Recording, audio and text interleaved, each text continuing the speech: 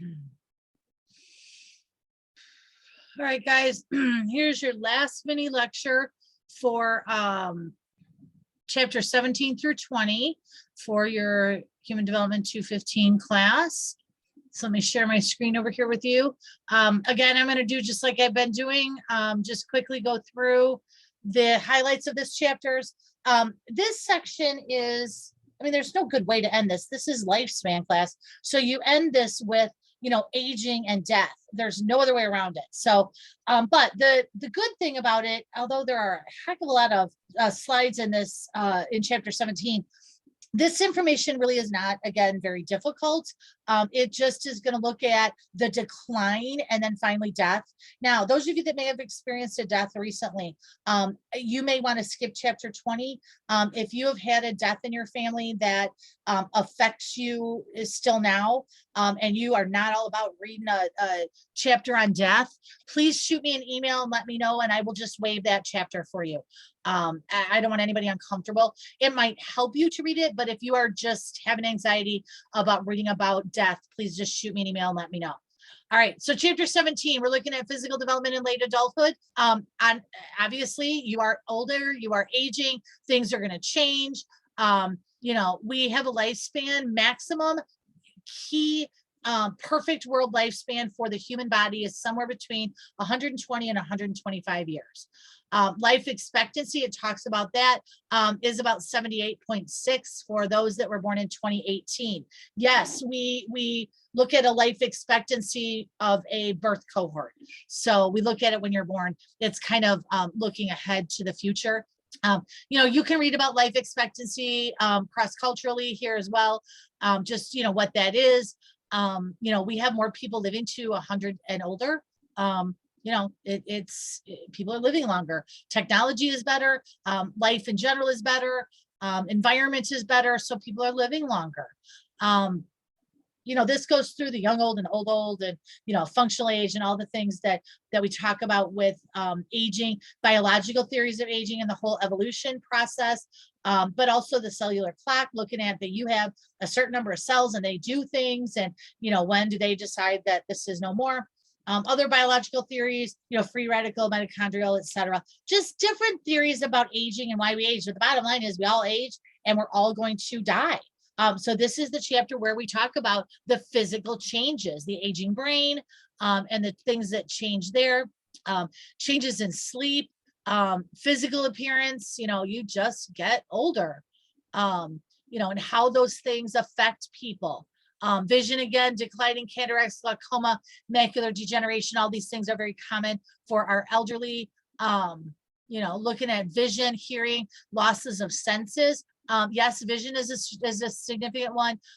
You know, hearing is a significant loss, but also, you know, we don't really realize that older adults also will lose their senses of touch and pain also decline. So that's where you can end up with someone that is older, that especially older with dementia or Alzheimer's, where maybe they get themselves into a situation where maybe they're cooking on a stove, but they don't realize. So lots of things can happen. They may think their pain tolerance is high, but really it's their pain senses that are not as they used to be.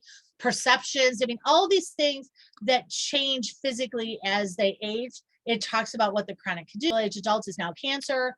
You know, osteoporosis, what is that? Osteoporosis, now I will tell you, you need to work with your doctor, but those of you, especially my younger students who are assigned female at birth, you need to work on and make sure that you have your calcium that you need every day, and you need to start that when you are young. Even my students that were assigned male at birth, all of you really should look at making sure, but especially women, because you are more vulnerable to osteoporosis. And the only thing that's going to help you with that is making sure your calcium intake is where it needs to be. So please make sure that you are working with your doctor to make sure that your calcium level is what it should be. Substance abuse, unfortunately, tends to be a problem for older adults, especially the way, you know, there sometimes is late onset alcoholism. However, you know, moderate drinking of red wine might be linked to better health. So, you know, who knows? You know, exercise, you know, again, is linked to longevity. You know, again, this is not rocket science in this chapter. It's a lot of information about what changes, but it's nothing that needs a whole lot of explanation. Chapter 18, is going to look at the cognitive, so the changes in how older adults think, and their decreased functioning with being able to think, with being able to reason, and with their logic as well, with their language, trying to look for the words, to get the words, to remember things, remember directions, those kinds of things. So lots of changes with that. Let's see here. So just a lot of things about the central register and executive function and how older adults process information. And it is much slower. One of the best things that older adults can do is to continue to learn, whether it is in a college or it's in like a community, like here in Rockford, we have Rock Valley College. So they do what is it? It's not called community education, but it's like taking a class and learning how to make a basket or how to travel, or whatever. It's continuing education category, but anything that older adults can continue to learn, continue to be involved with, is good for their cognitive abilities. It is most definitely a use it or lose it kind of a thing. If you don't use your cognitive skills, you will lose them. One of the best things that adults can do is work on puzzles. Little kids, big kids, adults, puzzles are a great thing for cognitive ability. So about language, that older adults may have this tip of the tongue phenomenon where they know that they want to say something, but they can't say it. That was really hard to watch my mom do.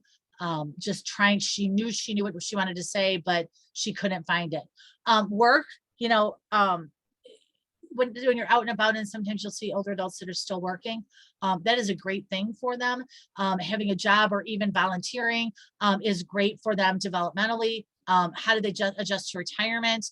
What are they going to do? How are they going to stay involved with things? Mental health topics, depression, Alzheimer's, all kinds of things. Dementia think of dementia as the big umbrella term, and Alzheimer's and other things are underneath it. You can have Alzheimer's disease, but you can have Parkinson's with dementia. You can get dementia from radiation.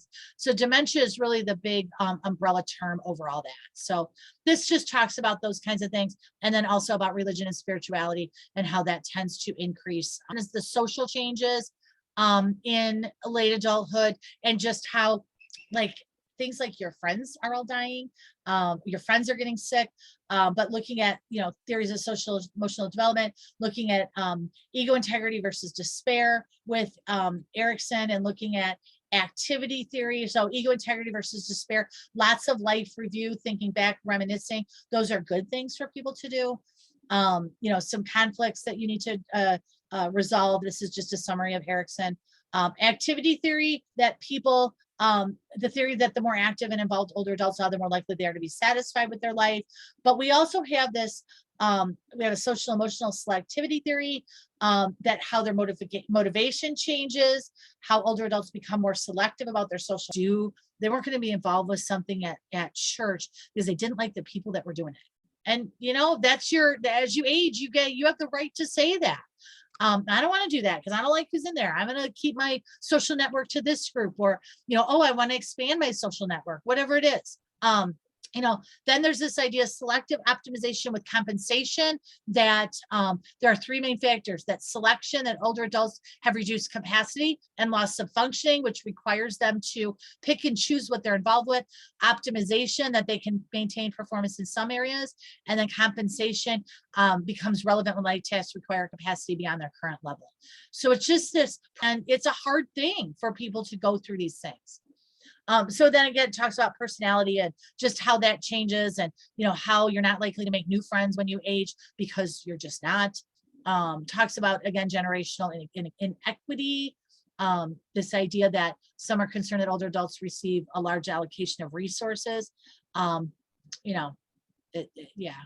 It's a little crazy. If you've seen an older adult that's dependent on Social Security, or a very limited income, there's nothing about them getting extra resources. Not at all. So looking again at family relationships, how lifestyle diversity, divorce, if you're divorced or remarried, how that plays out. Again, so yes, some people might cohabitate. Yes, these cohabitating adults might not marry for financial reasons, like they're getting Social Security from their spouse who had passed away. That may change if they get married. It's kind of crazy. Attachment or adult parents and their adult children. So again, it just kind of goes through the social things that change in your life as you get older. and then some issues of ethnicity and gender, culture, etc. Again, this is not a difficult chapter to understand. Now, if you are uncomfortable with the death chapter, then you need to stop this video, okay? Because so if you aren't comfortable with that, you need to stop the video now. Okay, chapter 20, death and dying. This is in my life.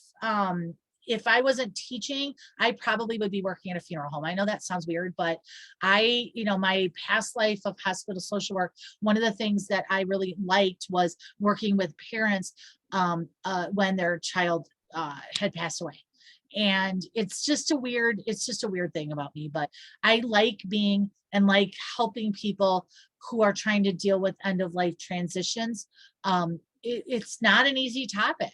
When we look at death and culture in our society, I'm here to tell you there's no right way to do it.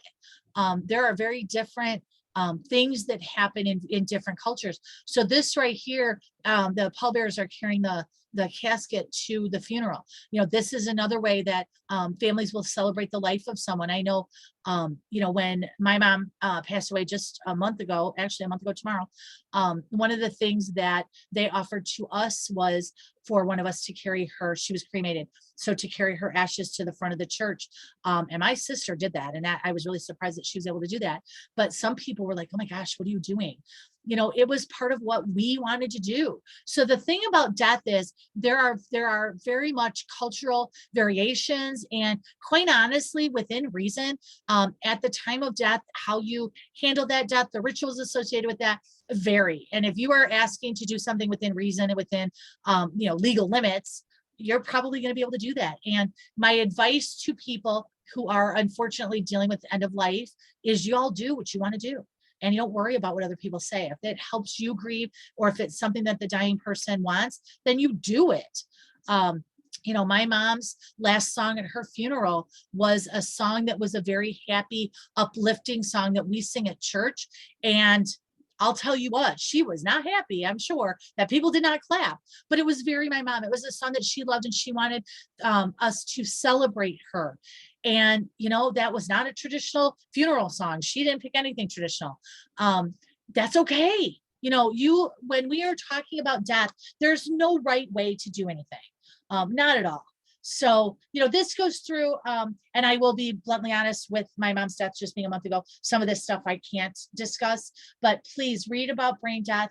Read about how you get to that, how, if unfortunately your family, how they determine if the brain has died, because the brain controls everything else in the body. Advanced care, or they call these advanced directives. One of the things I would suggest for all of you, those of you that are traditional college age, the minute that you leave college, unless you want to do it now, please make a plan about what you want. Talk about and talk about with your family, in the event of your death, what do you want? We knew that my mom would not have wanted to be kept alive on machines. She wasn't. We knew that my mom wanted to die at home. We knew what we just knew, because we had these conversations. We know what my dad wants. My kids know what I want. That's what this stuff is for. And I promise you, as hard of a conversation as it is a much harder conversation to have when you don't have those things. When you're looking at advanced directives and advanced care planning, a funeral home can help you do that. If someone is in the hospital, you can, usually a chaplain can come up and do a living will advanced directive planning with that person. Get it on paper, because it means nothing if it's not on paper. Conversation. This goes back to a Michigan physician, Jack Kevorkian, who assisted people in ending their life. It's a very hot topic. In Oregon, you now can end your own life if you go through certain things and have certain diagnoses. Like if you have ALS, which is Lou Gehrig's disease, it's degenerative, there's no cure, all of those things. You can choose to do that. There are a million different things that you have to do. You guys can look that up if you want to learn more about that. Hospice, I will take this time to shamefully, actually not, but promote Northern Illinois Hospice here in Rockford, who was outstanding with my mom. Hospice is just helping you make your end of life as free from pain, anxiety, and depression as possible. They have all these things that they can do. all these things that you can't do if you're not on hospice. But if you are on hospice, you can get all of this comfort stuff that is incredibly helpful to making that person as comfortable as possible at the end of their life. We were able to get oxygen. We were able to get a hospital bed. We were able to get, I mean, just everything that she needed and my dad needed to care for her at home, we were able to get for her. And when we talk about end of life, for my mom, that was the right decision. And they were outstanding. And that's all I can do on it. So when we look at death, we look at causes of death, and death can really occur at any point in human life. Miscarriage, stillborn when you are, younger, and children, sudden infant death syndrome, childhood. Death in childhood is most commonly an accident, usually a car related or something that, some kid went flying on their bike or was hit by a age. And what children understand is very different. This is where I can't talk, but I will just tell you, yeah, I can't do that one. I can't talk about my kids. I will say though, my children are 29 and almost 15, and the ability that they had to understand and talk at their grandmother's funeral was amazing. If they were younger, that wouldn't have happened. So again, looking at just your own topics, looking at Kubler-Ross stages of dying, but also then there are stages of grief that people go through. Again, I can't go there. That's too much. But you can read about them. You can look at, what the dying person goes through, but also what the family goes through. And you can just read all of them. One thing about grief, one of the things that, is accepted that I'm sure as I have stumbled a couple of times, you guys are like, oh my gosh, that's unfortunate. One of the things that we forget about is what's called disenfranchised grief. No, that's not, it's not an easy thing to talk about. What if you were divorced and your ex-spouse passes away? What if, not that this is right, but what if you were having an affair for many years and the person dies? So there's this person with whom they were having the affair that has a relationship, but that their grief is pushed aside because they were having an affair. I mean, I will tell you, my ex-husband came to my mom's funeral. And we were together for a long time. And so, I was very grateful that he was there, but some people were like, why is he here? Well, it's okay. It's something that we have to make sure that we think about. One of the things with disenfranchised grief as well that always angers me is when there's some sort of something that happens, and let's say a young person dies, they're killed or whatever, maybe it involves the police, and you'll hear people on social media go, oh well, that's good, that person, usually a male, that person was a drug dealer, that person has a long history of crime. But one of the things we forget about is that young person has a mom, has a dad, might have children, might have siblings that are grieving. And so we have to be careful as well to, never say that someone's death is good. It's not. Even if it is someone with 42 pages of, criminal felonies and they pass away, that person still has a mom or a dad out there that are grieving the loss of their child. So, grief is very multi-level. There's a lot of things that are a challenge with that. Losing a life partner, 3 times as many women as men are widowed. Many times this is, they die earlier than expected. Many times, of course, it's military or other things, and how surviving spouses seek to cope. Now, as I shared, it's only been a month since my mom has passed away, but I'm watching my dad struggle with, what to do now, and how to manage not being with the person that he was with for almost 59 years. They would have been married 56 years this June. But they were high school sweethearts. They were the only people that they ever dated. So when you look at grief, it's only been a month. He doesn't know what to do without her. He had her in his life for 59 years. So it's adjustment. So anyway, that I thank you for bearing with me as I use some personal examples there, but I do think that's important for people to kind of stop and think about when you think about death and grief. Even if it's a 98-year-old grandparent, it still is a loss, and there are still people that have to adjust to that as you go through the grief process. So anyway, what a crazy way to end the semester, but hopefully that's helpful to you. And yeah, that's all I got. So have a good last exam.